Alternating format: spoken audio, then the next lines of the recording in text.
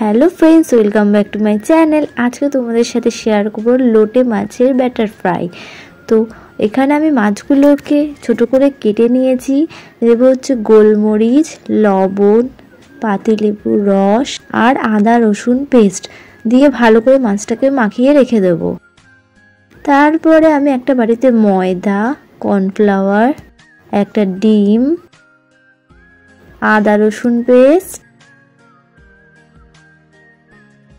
লবণ, গোলমরিচ গুঁড়ো, শুকনো লঙ্কার গুঁড়ো, বেকিং সোডা, বেকিং পাউডার আর বাটার দিয়ে ভালো করে ব্যাটারটাকে মেখে নেব।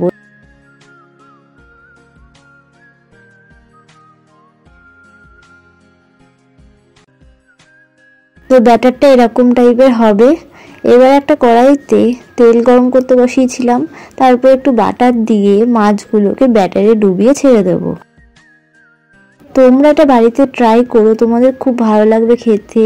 সন্ধ্যের একটা স্ন্যাক্স হিসেবে খুব ভালো জিনিস। তো দেখো আমি একটু লাল লাল করে ভেজে নেব। তো আমাদের লোটে মাছের বাটার ফ্রাই রেডি হয়ে গেছে।